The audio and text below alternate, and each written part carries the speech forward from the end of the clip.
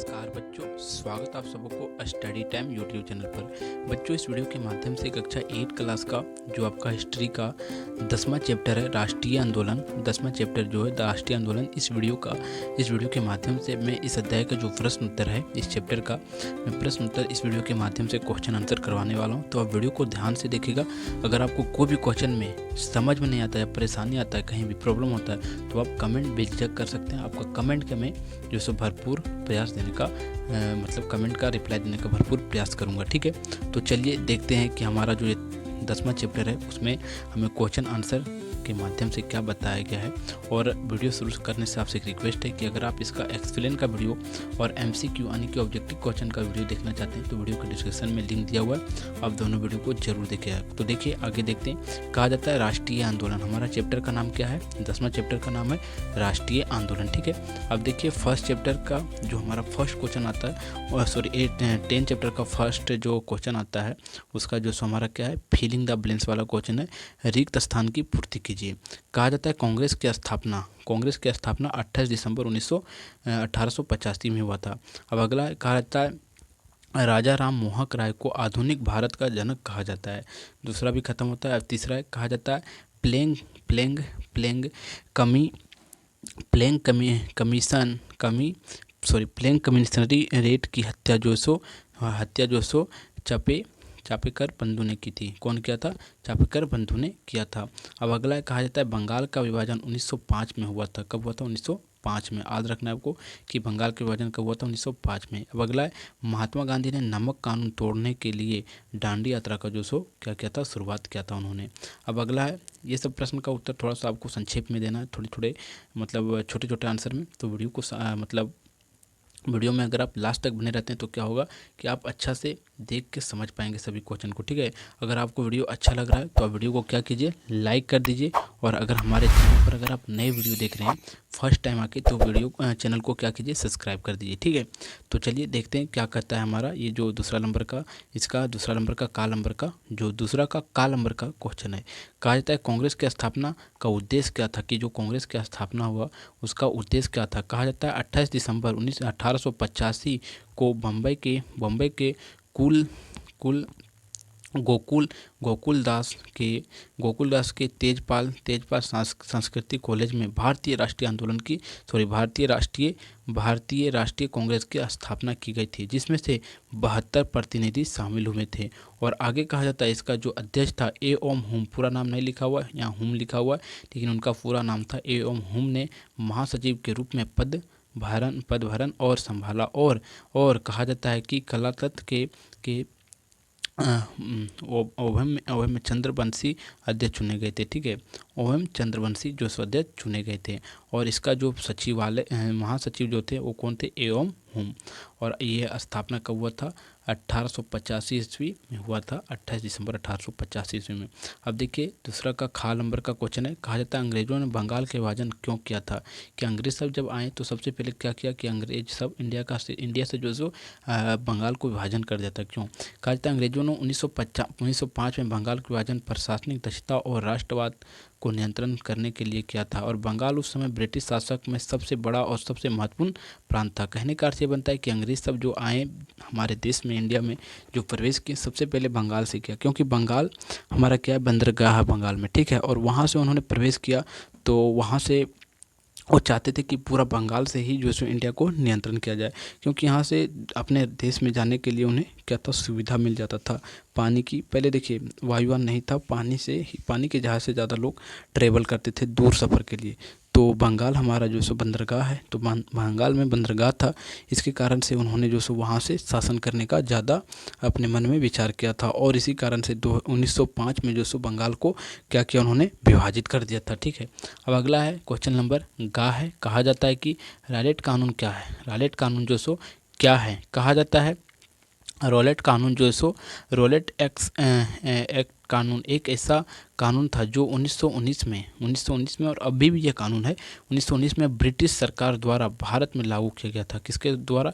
Britain सरकार के द्वारा। और आगे कहा जाता है इन कानून के तहत सरकार को किसी भी व्यक्ति को किसी भी व्यक्ति को बिना किसी मुकदमे के, बिना किसी वकालत के और बिना किसी अपील के जेल में बंद करने का अधिकार मिल गया था।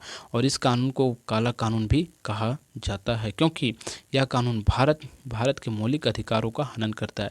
कहने का अर्थ ये बनता है कि अगर हमारे देश में युद्ध का समय हो या किसी भी आंदोलन का समय हो, अगर आपको मतलब सरकार को ऐसा लगता है कि आप एक हमारा देश के लिए मतलब हानि पहुंचा सकते हैं, हमारे देश के जो सभी लोगों के लिए मौलिक अधिकार पर हानि पहुंच सकता है, तो आपको कानून में ऐसा नियम है कि आपको आपको जेल में बिना मुकदमे के अनुसार, बिना वकालत के अनुसार बंद कर दिया जा सकता है।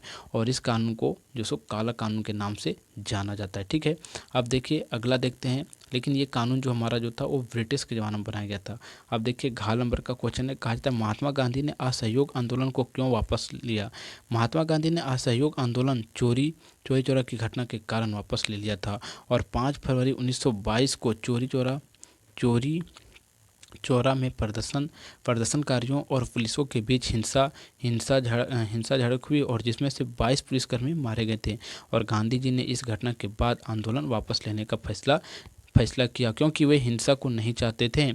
और आगे कहा गया कि और अहिंसक प्रतिरोध बनाए रखना चाहते थे। क्या हम हिंसा नहीं करेंगे, अहिंसा करके हम करेंगे, यानी कि हम शांतिपूर्वक से क्या करेंगे कि हम जो हमारा जो असहयोग आंदोलन था उसके लेने का प्रयास करेंगे। अब अगला अंगा नंबर का कहा जाता है भगत सिंह और उनके साथी द्वारा असेंबली में बम फेंकने का क्या उद्देश्य था। कहा जाता है भगत सिंह और उसके साथी बटुकेश्वर दत्त ने असेंबली में बम फेंकने का उद्देश्य सरकार को अपने दमनकारी कानूनों के खिलाफ एक जोरदार संदेश देना था।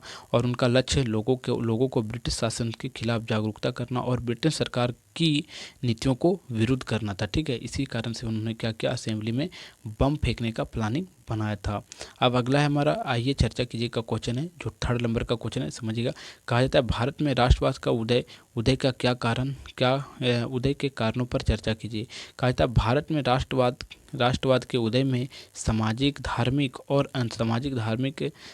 सुधार आंदोलन, आर्थिक नीतियां और जातिगत भेदभाव और ब्रिटिश सरकार के खिलाफ लोगों के असंतोष जैसे कई कारणों ने महत्वपूर्ण भूमिका निभाई।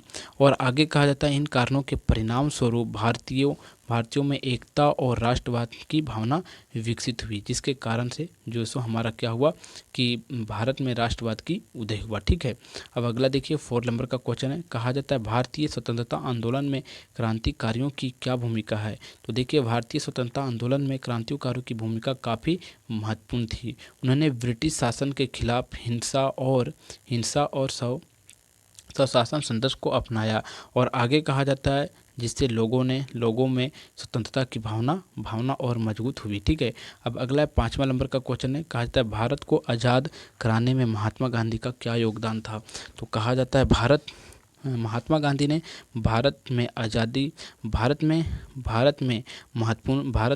भारत की आज़ादी में महत्वपूर्ण योगदान दिया।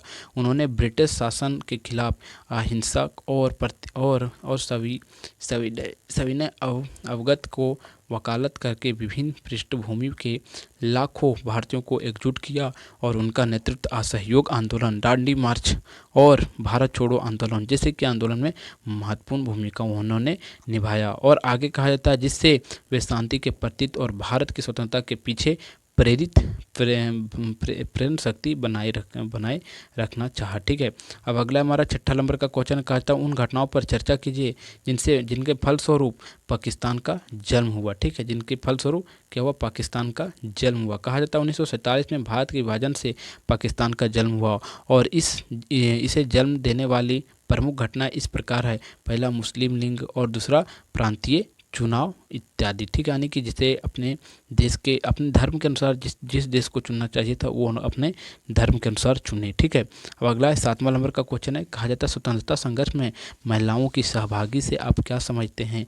कहा जाता है स्वतंत्रता संघर्ष में महिलाओं की सहभागी से मेरा मतलब है कि महिलाओं ने भी देश की आज़ादी के लिए संघर्ष में सक्रिय भूमिकाएं निभाई है। उन्होंने राजनीतिक, सामाजिक और आर्थिक क्षेत्रों में योगदान दिया। और आगे कहा जाता है अपने साहस और समर्पण और दृढ़ संकल्प से होकर स्वतंत्रता आंदोलन को आगे बढ़ाया। ठीक है, और इस प्रकार इस अध्याय का जो प्रश्न उत्तर समाप्त होता है। अगर आपको वीडियो अच्छा लगा हो तो वीडियो को लाइक कर दीजिए।